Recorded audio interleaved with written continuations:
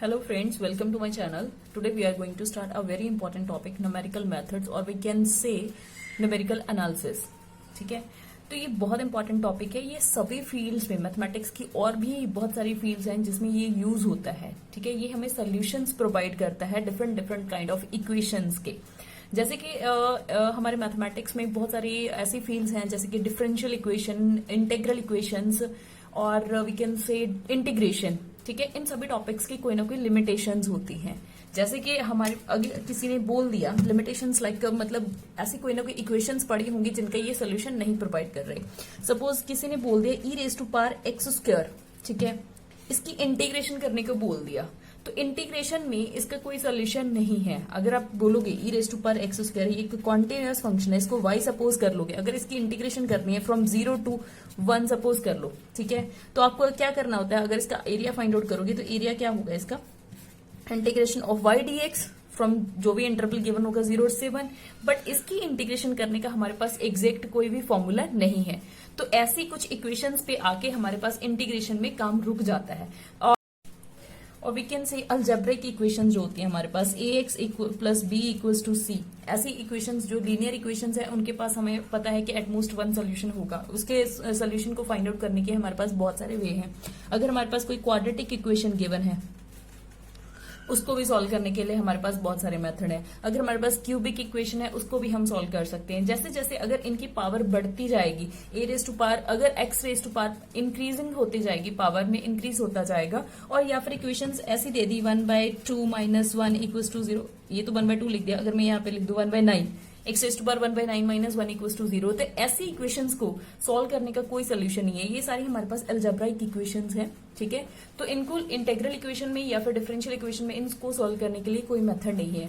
तो जहां पे जाके इन सभी differential equation, integration, integral equation ऐसी फील्ड्स में काम रुक जाता है, तो वहां से न्यूमेरिकल मेथड्स अपना काम करना स्टार्ट करता है। न्यूमेरिकल मेथड्स क्या करता है, ऐसी इक्वेशन के लिए सोल्यूशन प्रोवाइड करने के लिए ऐसे ऐसे मेथड्स बने हुए हैं, डिफरेंट इक्वेशंस के अकॉर्डिंगली डिफरेंट मेथड्स बने हुए हैं हमारे पास, जो इन इक्वेशन के या तो एग्जैक्ट आंसर भी दे सकते हैं कभी कभी, और कभी कभी अप्रोक्सीमेट आंसर पे भी हमें पहुंचा देते हैं। ठीक है, तो सबसे पहले न्यूमेरिकल मेथड्स में हमारे पास है methods for algebraic and transcendental equations. मतलब उन अलजेब्रिक और ट्रांसेंडेंटल इक्वेशंस के लिए कौन कौन से मेथड हैं। ट्रांसेंडेंटल इक्वेशंस कौन सी होती हैं, जिसमें ई रेज टू पावर एक्स पड़ा हो, या फिर हम बोल सकते हैं लॉग एक्स पड़ा हो, या फिर ट्रिग्नोमेट्रिक फंक्शन पड़े हो, साइन पड़ा हो, कॉस पड़ा हो, टैन पड़ा हो, ऐसे फंक्शन जिसमें होंगे उसको बोलेंगे हम ट्रांसेंडेंटल इक्वेशन। सपोज इक्वेशन दी हुई है आपको sine x equals to e raise to power x, sine x equals to x, ऐसा कुछ दे दिया, या फिर लिख दिया आपको e raise to power x equal to log x plus sine x. अगर ऐसी इक्वेशंस दे दी, वो हमारे पास क्या सी इक्वेशंस बनेंगी, वो ट्रांसेंडेंटल इक्वेशंस बन जाएंगी। अलजेब्राइक इक्वेशंस को अगर कोई भी फंक्शन है एफ एक्स, अगर उसको इक्वल टू 0 इक्वेट कर दे तो इक्वेशन बन जाता है हमारे पास। कोई भी फंक्शन हो इसको 0 के इक्वल रख दी तो वो क्या बन जाता है हमारे पास, इक्वेशन बन जाता है। तो ऐसे इक्वेशंस ये हमारे पास अलजेब्राइक इक्वेशंस होंगे। X plus be linear equation है, ये क्वाड्रेटिक है, ये सारी इक्वेशंस भी अलजेब्राइक इक्वेशंस होंगे। तो ऐसे इक्वेशन के मेथड्स पढ़ेंगे, ऐसे इक्वेशन को सॉल्व करने के लिए मेथड्स पढ़ेंगे। तो हमारे पास अगर कोई भी इक्वेशन होगी एफ एक्स इक्वल टू 0, अगर एफ हमारे पास कॉन्टिन्यूअस फंक्शन होगा, एफ हमारे पास कंटिन्यूअस फंक्शन होना चाहिए इन क्लोज्ड इंटरवल, ठीक है, closed interval, suppose A to B, any A to B, F X equal to 0 is continuous in closed interval A to B.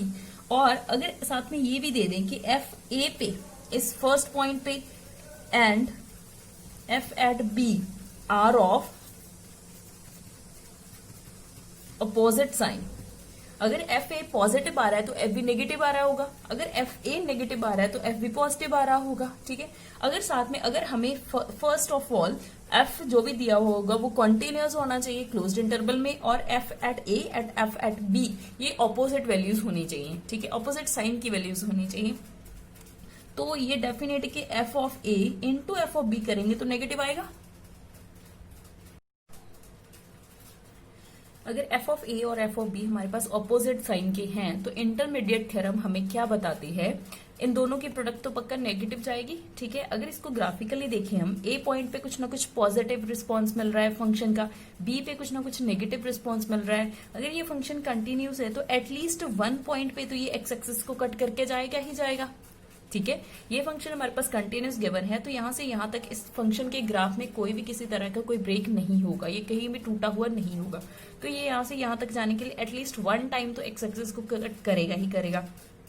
जिस point पे ये एक्स एक्सिस को कट कर रहा है, अगर वो वाला पॉइंट हम फंक्शन में डाल दें तो वो वैल्यू इक्वल टू 0 दे देगा, फंक्शन की वैल्यू 0 बन जाएगी। जो वैल्यू पुट करने पे फंक्शन की इक्वेशन 0 के इक्वल हो जाती है तो उसको बोल देते हैं उसका रूट बन गया, उसका सोल्यूशन बन गया, ठीक है। एटलीस्ट वन टाइम तो बोला है क्योंकि ये पॉइंट ग्राफ कुछ ऐसे भी जा सकता है, ठीक है। इस पॉइंट से इस पॉइंट तक पहुंचने के लिए ये ग्राफ कुछ ऐसे भी जा सकता है, मतलब एटलीस्ट वन भी हो सकता है, एटलीस्ट वन तो पक्का होगा ही होगा, एक से ज्यादा भी ऐसे पॉइंट्स मिल सकते हैं, सॉल्यूशंस मिल सकते हैं मुझे फंक्शन के, ठीक है।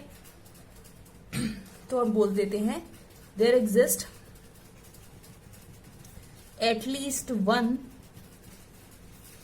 सोल्यूशन इन किस इंटरवल में बात हो रही है, ए से बी के बीच में, मतलब एक पॉजिटिव साइन दे रहा है और एक नेगेटिव साइन दे रहा है इन ए बी, ठीक है।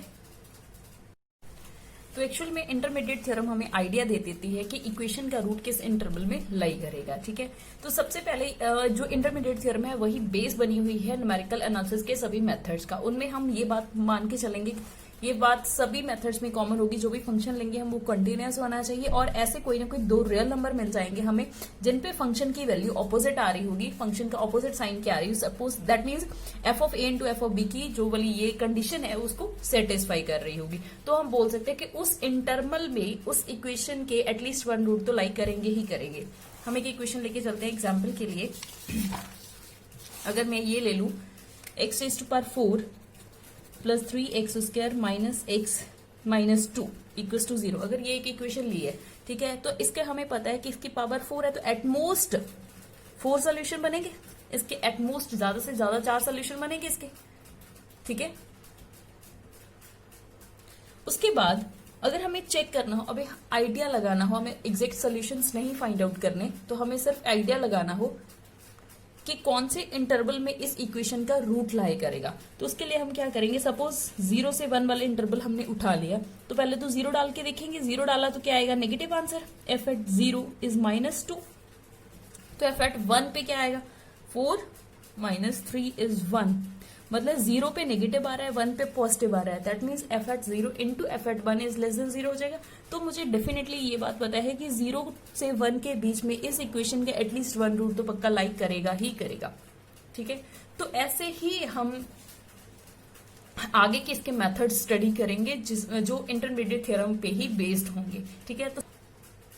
तो सबसे पहले हमारे पास है बाइसेक्शन मेथड। बाइसेक्शन मेथड में हम कुछ एजम्पशंस लेके चलते हैं। जो भी हमें फंक्शन गिवन होगा एफ एक्स इक्वल्स टू 0, ये तो इक्वेशन होगी, जो फंक्शन गिवन होगा वो हमारे पास क्या होगा, कंटिन्यूस। अगर उसको कंटिन्यूस देखना है तो y equals to F X को इक्वेट कर सकते हो आप, तो वो हमारे पास क्या होना चाहिए, कंटिन्यूस होना चाहिए, ठीक है। सबसे पहली बात ये है कि वो कंटिन्यूस होना चाहिए। सेकेंड हम बोल सकते हैं कि कोई भी ऐसे ए बी एग्जिस्ट करेंगे real number such that F at A into F at B less than 0 होनी चाहिए, मतलब वही बात, ऐसे कोई ना कोई दो रियल नंबर मिल जाएंगे जो अपोजिट साइन के होंगे, जिनकी फंक्शन की वैल्यू क्या होगी, अपोजिट साइन में होगी, ठीक है। तो तीसरी बात, इसको पता है कि इंटरमीडिएट थ्योरम क्या बताती है, बाइसेक्शन को पता था कि इंटरमीडिएट थ्योरम बोलती है ऐसी कंडीशन सेटिस्फाई हो जाती है तो ऐसा कोई ना कोई x1 पक्का मिल जाएगा मुझे, x1 वो भी एक रियल नंबर ही होगा, मिल जाएगा जो f ऑफ x1 डालने पे 0 बन जाएगा, और जो x1 होगा वो हमारे पास क्या होगा, ए बी इंटरवल भी ही लाई करेगा, ये बात बोलते हैं। तो इस ए बी इंटरवल में कोई ना कोई ऐसा पॉइंट मिल जाएगा जो इस इक्वेशन का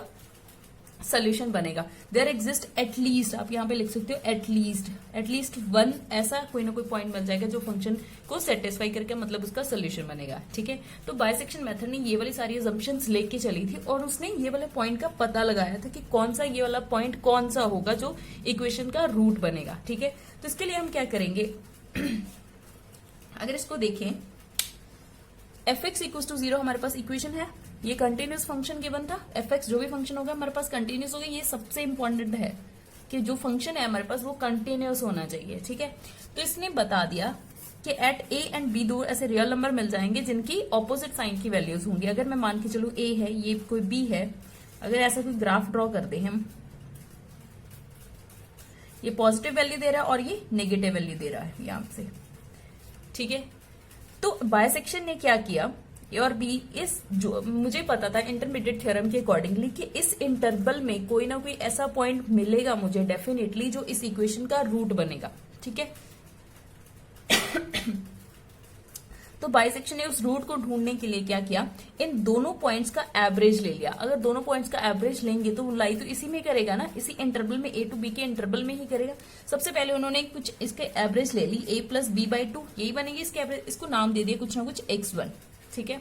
अभी जो x1 है वो इसके पीछे लाई करेगा, या तो वो x1 यहाँ पे हो सकता है, मतलब वो नेगेटिव वैल्यू दे रहा होगा, या फिर x1 की वैल्यू जो भी आएगी इस एवरेज की फंक्शन में डालने के बाद, या फिर वो पॉजिटिव दे सकते हैं, या फिर वो एग्जैक्ट यही बन सकता है कि जिसपे 0 बन जाए।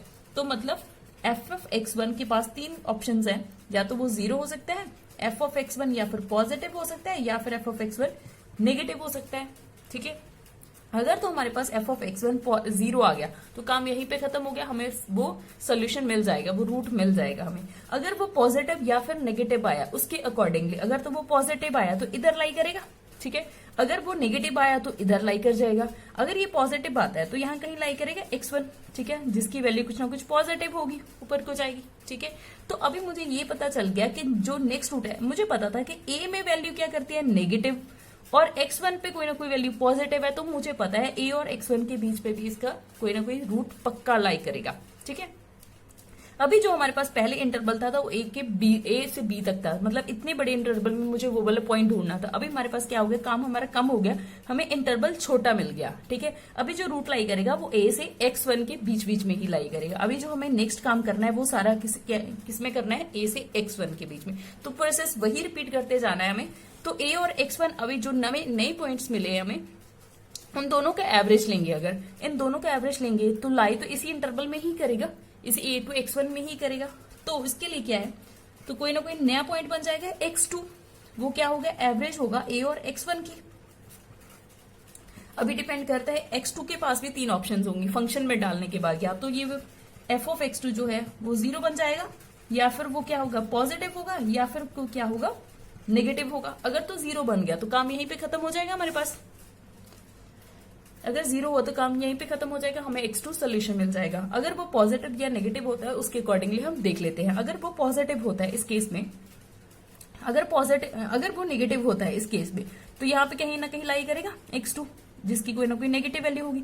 अभी हमें क्या हो गया, x2 पे नेगेटिव पॉइंट मिल रहा है, x1 पे पॉजिटिव मिल रहा है, मतलब x2 और x1 की प्रोडक्ट इस कंडीशन को सेटिस्फाई कर रही है। तो इस इंटरवल के बीच में इस इक्वेशन का रूट डेफिनेटली लाई करेगा, ठीक है।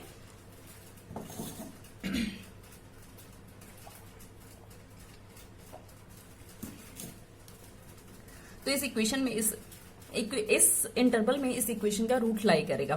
तो उसके लिए हम फिर अगेन क्या करेंगे, नेक्स्ट हमारे पास x3 पॉइंट बन जाएगा, इन दोनों की एवरेज ले लेंगे, जो एवरेज होगी और इसके और इंटरवल को क्लोज कर देगी, मतलब हम सोल्यूशन के और ज्यादा पास पहुंच जाएंगे। तो x3 लेंगे, वो क्या होगी x1 और x2 की एवरेज, ठीक है। सिमिलरली वही प्रोसेस हम रिपीट करते जाएंगे, मतलब ऐसे हमारे पास आइट्रेशंस बनती जाएंगी और जो इंटरवल होगा वो और भी ज्यादा छोटा होता जाएगा, ऐसे ऐसे करके, ठीक है। तो कहीं ना कहीं किसी ना किसी xn पे, n कुछ भी हो सकता है, ठीक है, 10 भी जा सकता है, 10 आइट्रेशंस भी हो सकते हैं, 11 भी हो सकते हैं, 20 भी हो सकते हैं, कुछ भी हो सकते हैं। तो कहीं ना कहीं जाके ये 0 को अप्रोच कर जाएगा, मतलब 0 के बहुत ज्यादा क्लोज चला जाएगा। एग्जैक्ट 0 भी हो सकता है, अगर तो 0 होगा तो एग्जैक्ट सोल्यूशन मिल जाएगा। अगर हमारे पास अप्रोच कर गया 0 तो अप्रोक्सीमेट सोल्यूशन बोलेंगे इसको, ठीक है। तो ये वाला प्रोसेस हम रिपीट करते रहते हैं और एफ ऑफ एक्सएन हमारे पास 0 को अप्रोच करते हैं, तो हमें रूट मिल जाता है कौन सी एक्सएन के लिए जो फंक्शन है वो इसके इक्वेशन, मतलब यो कौन सा पॉइंट है जो इक्वेशन को सेटिस्फाई कर रहा है, हमें रूट मिल जाता है, ठीक है। नहीं, चेक कर ले कि बाइसेक्शन मेथड अप्लाई कैसे होगा, रूट के पास हमें कैसे पहुंचाएगा, ठीक है। तो अगर तो हम सब्जेक्टिव पॉइंट ऑफ व्यू से देख रहे हैं तो सारे का सारा मेथड हमें अप्लाई करना पड़ेगा, रूट फाइंड आउट करना पड़ेगा। तो ऐसा ऑब्जेक्टिव टाइप में बिल्कुल नहीं होता है। ऑब्जेक्टिव टाइप में कोई ऐसा नहीं बोलेगा कि आपको ये रूट ढूंढ के लाके दो हमें, वो ऐसा कुछ हो सकता है, डिमांड कर सकते हैं हमें root up to 2 iterations, 2 iteration के बाद जो रूट आया हमें वो बताओ, या फिर 3 आइट्रेशन के बाद जो रूट आया हमें वो बताओ, ऐसा क्वेश्चन बन सकता है ऑब्जेक्टिव ऑब्जेक्टिव टाइप में, या फिर इसकी कैरेक्टरिस्टिक्स के ऊपर भी बात हो सकती है। कैरेक्टरिस्टिक्स के ऊपर जैसे कि ये क्या गारंटी देता है कन्वर्ज होगा या डाइवर्ज होगा, तो ये मेथड हमेशा हमें गारंटी देता है कि इसको ये रूट लाकर ही देगा हमें, ये मतलब ये कन्वर्जेंस की गारंटी देता है, कभी डाइवर्ज नहीं होता। अगर इसको एक बार स्टार्ट कर लिया हमें तो हमें डेफिनेटली रूट मिल जाएगा, यहां कहीं भी लाई करेगा रूट, इस इंटरवल में लाई करेगा, ठीक है। तो वो रूट हम ढूंढ लेंगे, चाहे वो इसके लिए हो सकता है आपको 20 आइट्रेशंस करनी पड़े, 50 आइट्रेशन भी करनी पड़ सकती है, ठीक है। बट हाँ, इसकी एक लिमिटेशन भी है कि ये वाला मेथड जो है बहुत लेंथी मेथड है, स्लो प्रोसेसिंग मेथड है। इसका मतलब जो भी रिजल्ट मिलता है हमें धीरे धीरे धीरे धीरे चल के ही मिलता है, ठीक है। तो एक तो है ये कि गारंटी देता है मेथड, ठीक है, कन्वर्जेंस की गारंटी देता है। सेकंड, इसको मतलब ऐसा भी पूछ सकते हैं कि 2 आइट्रेशन के बाद जो रूट आया वो बताओ, या फिर 3 आइट्रेशन के बाद जो रूट आया, फर्स्ट आइट्रेशन के बाद जो रूट आया वो बताओ, ठीक है। ऑब्जेक्टिव टाइप में ऐसा क्वेश्चन बनेगा। और हम नेक्स्ट बात करें अगर इसके एरर की, ठीक है, वो भी बहुत इंपॉर्टेंट है। सपोज ये जो पॉइंट था जिसपे ये मतलब इक्वेशन जो हमारा ग्राफ था, ठीक है, वो एक्स एक्सिस को कट कर रहा है, इसको मैंने मान लिया अल्फा, ठीक है। अगर अल्फा मान के चले तो डेफिनेटली ये बात पता है कि एफ ऑफ अल्फा पे क्या होगा, फंक्शन 0 हो जाएगा, ठीक है। अगर हम देखें इसको ए की बजाय अगर मैं यहाँ पे एक्स नॉट लिख दूं और बी की बजाय यहाँ पे x1 लिख दूं, बिकॉज काफी सारी बुक्स हैं जिसमें एक्स नॉट और x1 से किया होता है। हाँ, अगर हम देखें तो ठीक है, तो हम जो फर्स्ट एरर होगा एक्स नॉट और अल्फा का जो भी एरर होगा तो उसको हम लिख देते हैं ई नॉट से, ठीक है। ई नॉट क्या होगा एक्चुअल में एक्स नॉट प्लस अल्फा हो जाएगा, ठीक है। तो E1 क्या होगा, E1 क्या होगा x1 प्लस अल्फा हो जाएगा। नेक्स्ट एरर, ऐसे ही हमारा नेक्स्ट आएगा x2 का एरर, x2 और अल्फा का एरर जो भी होगा, तो E2 बन जाएगा वो x2 प्लस अल्फा। तो ऐसे ऐसे करके हम इसको एरर को फाइंड आउट कर लेते हैं। तो इसकी जो मेन इक्वेशन अगर हम ऐसे करते जाएं, हाँ, तो ये बात ध्यान में रखना कि जो इसका एरर था और या इसका एरर था, जैसे जैसे हम इंटरवल को क्लोज करते जाएंगे, पास आते जाएंगे रूट के, उसका एरर जो है वो कम होना चाहिए। अगर तो आपका एरर बढ़ रहा है तो आप गलत डायरेक्शन में जा रहे हो, आप सही काम नहीं कर रहे हो, ठीक है। अगर हमारे पास एरर कम होता जा रहा है तभी हम उस रूट के पास पहुंचते जा रहे हैं। तो ऐसा करने में बाइसेक्शन मेथड हमें बताता है कि EN+1 करेंगे जब, ठीक है, तो जो भी होगा मतलब जो सबसे पहले मैंने एरर निकाला था उससे नेक्स्ट वाला एरर जो होना चाहिए वो कम होना चाहिए, तभी हम सही काम कर रहे हैं, ठीक है। तो EN+1 क्या होगा, ये हमारे पास एवरेज के साथ चलता है तो क्या करता है EN+1 equals to half times of EN बनता है, ठीक है। ये एरर को ऐसे रिप्रेजेंट करता है। या फिर अगर हम ऑर्डर ऑफ कन्वर्जेंस की बात करें, ऑर्डर और रेट ऑफ कन्वर्जेंस अगर चेक करना हो अगर इसका बाइसेक्शन मेथड का, तो वो क्या होता है EN+1 is directly proportional to A times EN raise to power P, ठीक है। जो हमारे पास P होता है, पावर होती है, जो P होती है ये होता है हमारे पास रेट ऑफ कन्वर्जेंस, ठीक है, या फिर ऑर्डर ऑफ कन्वर्जेंस, ठीक है। तो यहाँ पे क्या है, अगर ये बाइसेक्शन मेथड के लिए ये वाली इक्वेशन बनती है हमारे पास एरर की EN+1 equals to half times EN, तो इसको मतलब A हमारे पास क्या हो गया, हाफ हो गया, और EN की पावर क्या है, यहाँ पे कुछ नहीं है तो 1 होगी, तो P हमारे पास क्या हो गया 1। तो बाइसेक्शन मेथड का रेट ऑफ कन्वर्जेंस क्या हो गया हमारे पास 1 हो गया, ठीक है। हाँ, कोई भी मेथड कन्वर्ज कब करेगा, जब हमारे पास जो A है वो क्या होना चाहिए, उसका मॉड लेस देन 1 होना चाहिए। अगर ये 1 भी हो गया, अगर ये 1 हो गया तो इसका मतलब ये हो जाएगा ना EN+1 इक्वल्स टू EN, मतलब जो एरर आया वो इक्वली हो गया। हमें तो एरर कम करना चाहिए, तो कम कैसे होगा, जब एक जो होगा वो हमारे पास लेस देन 1 होगा, जैसे यहाँ पे होता है। ये पक्का गारंटी देता है हमें रूट फाइंड आउट करने की, तो इसका एरर जो होता है वो कम होता जाता है, ये A हो जाता है, ठीक है। एरर कितना जा रहा है, जो इसकी पावर होगी वो हमारे पास क्या हो जाएगा, रेट ऑफ कन्वर्जेंस। तो बाइसेक्शन मेथड में हमें क्या कौन सी बातें ध्यान में रखनी होंगी, सबसे पहले तो जो भी फंक्शन लेके चलेंगे वो कंटिन्यूस होना चाहिए, ठीक है। उसके लिए हमें कोई भी 2 रियल नंबर ऐसे मिल जाएंगे जो ऑपोजिट साइन की वैल्यूज देंगे, ठीक है। उसके बाद हमें पता है कि उस इंटरवल में पक्का कोई ना कोई x1 लाई करेगा जो इस इक्वेशन को सेटिस्फाई करेगा। तो बाइसेक्शन मेथड उस x1 को ढूंढ के लाता है, कौन सा x1 होगा, ठीक है। सब्जेक्टिव हमने देख लिया कैसे करना है। ऑब्जेक्टिव में आपको कैरेक्टरिस्टिक्स की बात ही हो सकती है कि क्या ये मेथड कन्वर्जेंस की गारंटी देता है। यस, डेफिनेटली ये कन्वर्जेंस की गारंटी देता है, ये रूट ढूंढ के लाता है हमें, ठीक है। तो उसका ऑर्डर ऑफ कन्वर्जेंस पूछ सकते हैं या फिर रेट ऑफ कन्वर्जेंस पूछ सकते हैं। तो बाइसेक्शन मेथड का रेट ऑफ कन्वर्जेंस क्या होता है 1, ठीक है। तो इसको हम रेट ऑफ कन्वर्जेंस या फिर ऑर्डर ऑफ कन्वर्जेंस को ऐसे लिखते हैं, ठीक है। ए जो एरर होता है वो हमारा कम होना चाहिए, इसलिए हम ए मॉड जो होगा वो लेस देन 1 होगा। जो भी उसकी पावर बनेगी वो क्या हो जाएगा हमारे पास रेट ऑफ कन्वर्जेंस। तो यहाँ पे बाइसेक्शन मेथड में पावर कितनी जा रही है, 1 जा रही है, तो ये इसका रेट ऑफ कन्वर्जेंस कितना हो गया, 1, ठीक है।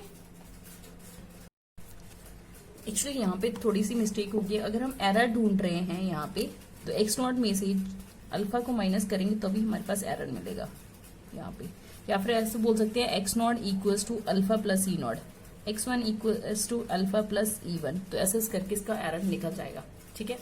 आई होप ये क्लियर हो गया होगा, बाइसेक्शन मेथड का रेट ऑफ कन्वर्जेंस क्लियर हो गया होगा, कैसे आइट्रेशंस फाइंड आउट करनी है वो आपको क्लियर हो गया होगा, और रेट ऑफ कन्वर्जेंस और इसकी गारंटी क्लियर हो गई होगी, ये हमें रूट पक्का ढूंढ के देगा, ठीक है। Thank you.